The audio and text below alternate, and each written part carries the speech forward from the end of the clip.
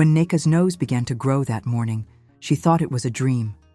But when she touched her face and felt the flesh extending like a vine seeking sunlight, when she saw her reflection in the clay pot of water and witnessed her nose stretching forward like an elephant's trunk, she knew the curse had found her, and she knew exactly why.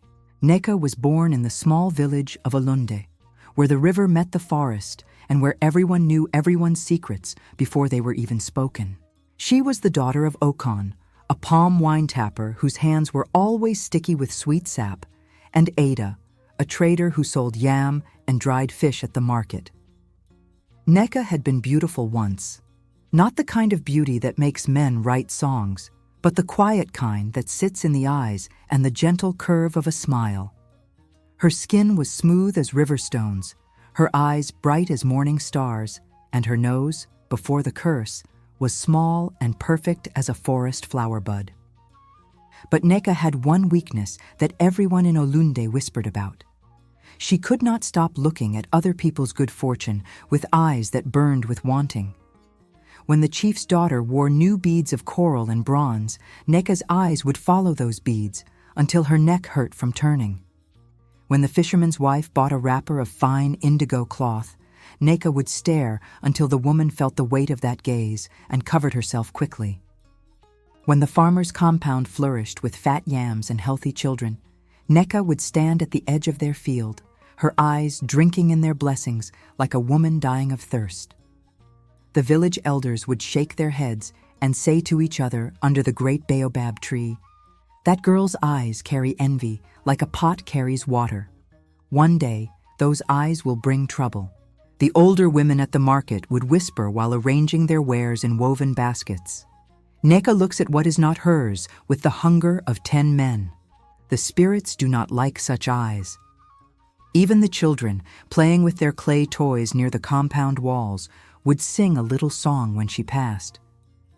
Neka, Neka, eyes that steal what they see, one day the spirits will make you pay the fee. But Neka did not listen. She told herself that looking was not stealing. She told herself that wanting was not taking. She wore her simple wrapper of brown cloth and her plain head wrap, and she looked and looked and looked at everyone else's blessings until her eyes grew tired and her heart grew heavy with the weight of her wanting. Then came the day that changed everything. It was market day, when the settlement of Olunde filled with traders from the surrounding hamlets, when the air smelled of roasted corn and palm oil, when women balanced baskets on their heads and men argued over the price of a fat goat. Neka walked through the market, her bare feet stirring up the red dust, her eyes moving from stall to stall, taking in everyone's goods, everyone's luck, everyone's life that was better than hers. And then she saw her, the woman who would curse her forever. She was old, this woman, ancient, beyond counting. She sat at the edge of the market where the forest began, where the shadows grew long and thick. Her wrapper was the color of dried blood. Her head wrap was wrapped 7 times around her head in the way of the powerful healers, and around her neck she wore beads that seemed to pulse with their own dark light. Before her, spread on a raffia mat, were things that made people walk faster and look away. Clay pots that hummed, carved wooden figures that seemed to breathe, amulets of bone and feather that whispered secrets to the wind. But what caught Neka's eye, what made her stop and stare with the full force of her envious gaze, was the necklace. It lay coiled on the mat like a sleeping snake, made of gold so pure it hurt to look at, with stones of green and red that sparkled like captured stars.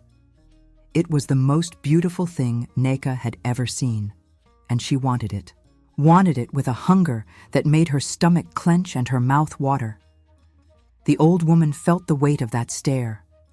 She looked up slowly, and when her eyes met Neka's, the air itself seemed to freeze. Those eyes were not the eyes of a human. They were deep as wells that reached to the center of the earth, old as the first tree, knowing as the spirits themselves. "You look at what is not yours," the old woman said, her voice like dry leaves scraping across stone. But Neka could not stop looking. Her eyes were locked on that necklace, drinking it in, devouring it with her gaze, wishing it into her own possession with every fiber of her being. "I said," the old woman repeated, and now her voice carried warning like thunder before lightning. "You look at what is not yours, child." Still, Neka stared. The wanting had consumed her completely. She barely heard the old woman's words. She saw only the gold, only the stones, only the beauty she would never possess. The old woman's face changed then. Something dark passed over it, like a cloud covering the sun. She reached into a clay pot beside her and pulled out a small calabash filled with black powder. She threw it into the air, and the powder hung there for a moment, suspended, before it rushed toward Neka like a swarm of angry bees. "You cannot stop looking?" The old woman's voice echoed through the market, though her lips barely moved. "Then let your nose lead your eyes. Let it grow with every envious glance. Let it stretch forward to reach the things you covet. And let it never stop growing until you learn to look away." The powder struck Neka's face. She gasped, coughed, stumbled backward. The other traders had scattered. The market had gone silent. When Neka finally stopped coughing and touched her face, her nose felt warm, hot even, tingling with strange energy. "What did you do to me?" she cried out. But the old woman was gone. The mat was empty. The mysterious items had vanished like smoke. Only the space where she had sat remained, and even the dust there looked darker, cursed, wrong. Neka ran home, her wrapper tangling around her legs, her head wrap coming loose. The villagers watched her run and whispered among themselves, "What happened at the market? Did you see the old woman? Did you see Neka's face when the powder struck?" "The spirits have marked her," the elders said, gathering under their tree. "We all saw it coming. Those envious eyes could not go unpunished forever." That night, Neka lay on her sleeping mat in her family's compound, touching her nose again and again, feeling the strange warmth that would not fade. Her mother sat beside her, worry carved into her face. "What did you do, daughter?" she asked. "What did you look at that brought this upon you?" But Neka could not answer. She fell into uneasy sleep, and in her dreams she saw the old woman's eyes staring at her, knowing her, judging her. When dawn came, Neka woke to her mother's scream. Her nose had grown, not much, just the length of a finger, but it was growing. She could feel it even now, the flesh extending, the bone lengthening, the skin stretching to accommodate this unnatural growth. She ran to the clay pot they used as a mirror and saw her reflection in the water. Her nose jutted forward from her face like a small branch. "No," she whispered. "No, no, no." Her father came running at her mother's screams. When he saw his daughter's face, he staggered backward.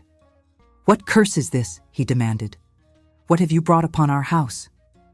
All that day, Neka hid in the compound, refusing to come out. But her nose kept growing. By midday, it was as long as 2 fingers. By evening, it was as long as her hand. The village whispered. Of course they whispered. By nightfall, everyone in Olunde knew that Neka had been cursed by a mysterious elder at the market. Everyone knew her nose was growing like a cursed vine.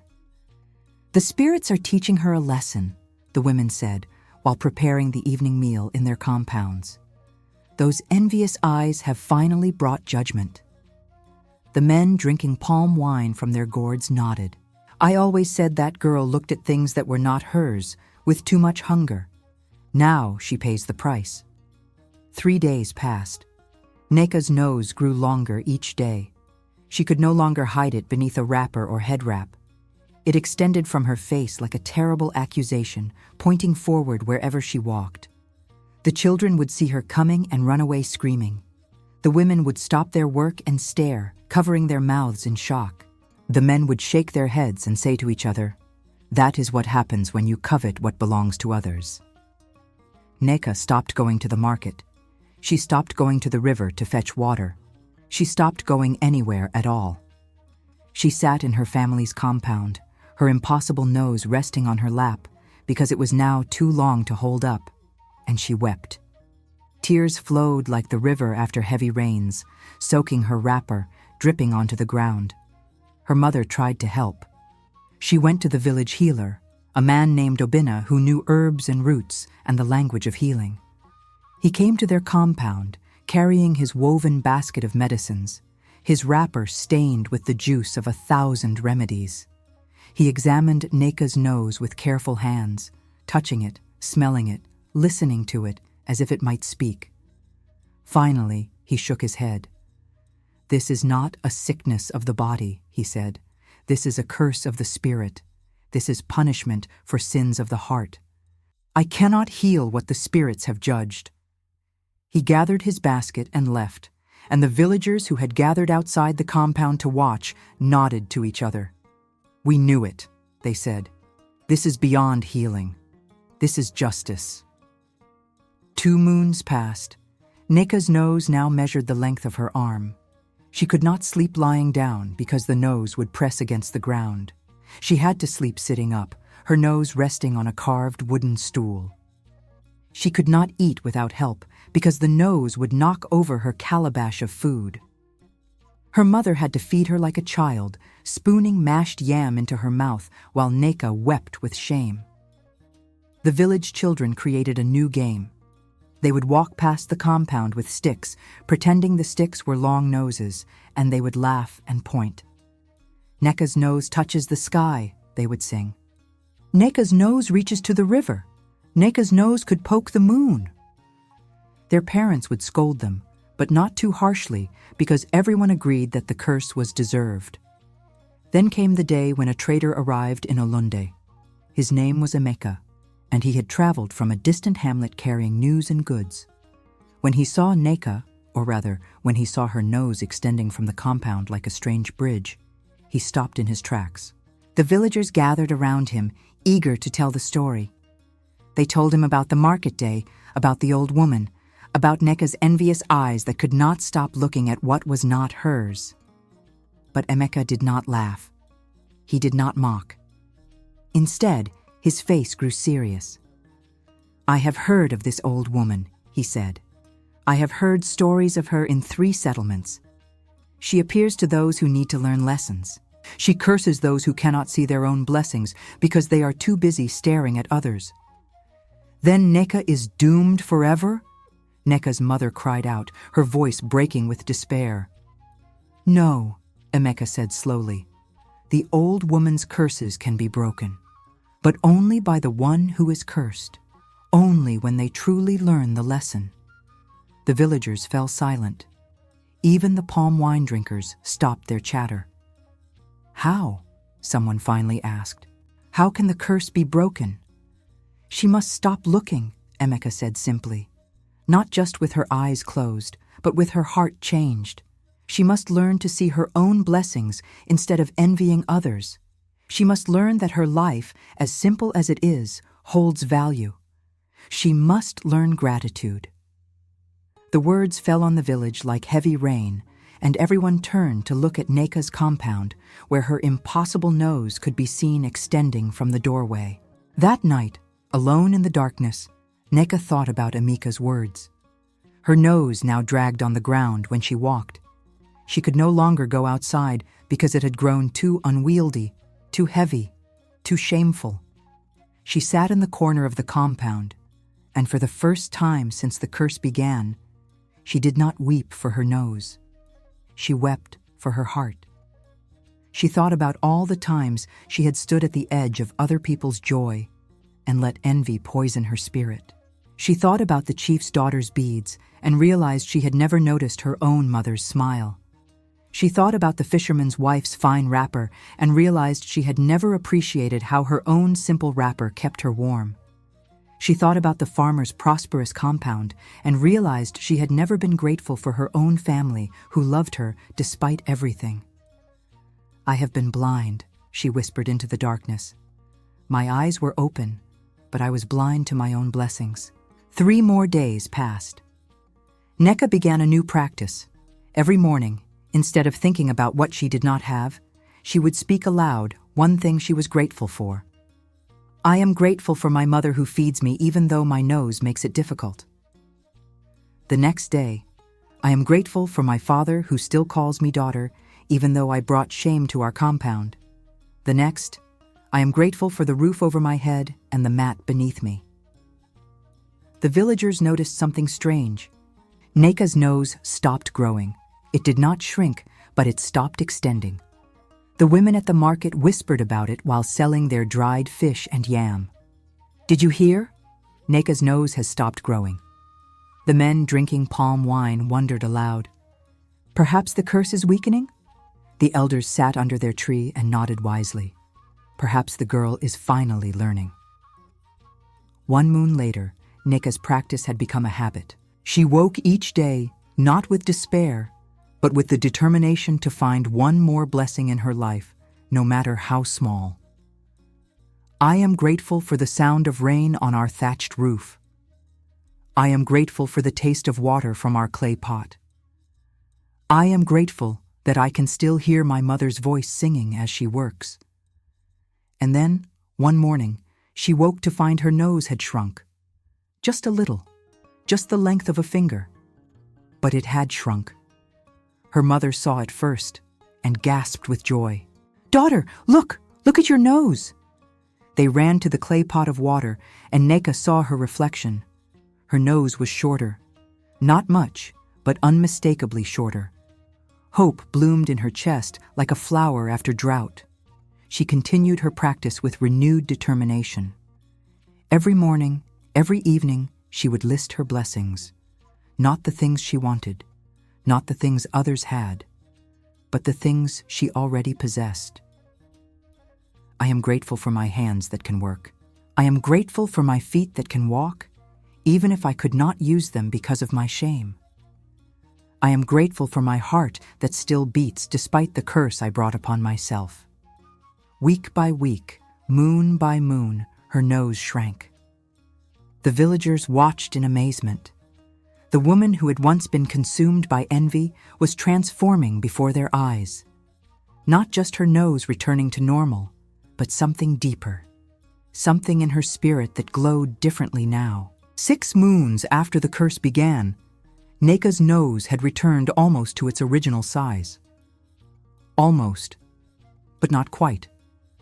It remained just slightly longer than before, a permanent reminder of the lesson she had learned. But Neka did not mind. She wore that slight difference like a badge of hard-won wisdom. She began going to the market again. The first time she walked through the settlement, people stared. Of course they stared. They remembered the girl whose nose had grown to impossible lengths. But now they saw something else in her eyes. Not envy, not hungry wanting, but peace. At the market, Neka saw the chief's daughter wearing new beads of amber and bronze. The old Neka would have stared with burning jealousy. But the new Neka smiled and said, "Those beads are beautiful. They suit you well." And she meant it. She felt no sting of wanting, no poison of envy, just simple appreciation for another person's joy. The chief's daughter, surprised, smiled back. "Thank you, Neka. I heard about your curse. I heard about how you broke it. The whole village speaks of your transformation." Neka nodded. "The curse was a gift," she said, "though I did not see it that way at first. It taught me to see what I have instead of what I lack." Word of her wisdom spread through Olunda like wind through dry grass. The women at the market began to seek her out, not to gossip about her curse, but to ask her advice. "How do you find contentment, Neka?" they would ask. "How do you stop the wanting that eats at the heart?"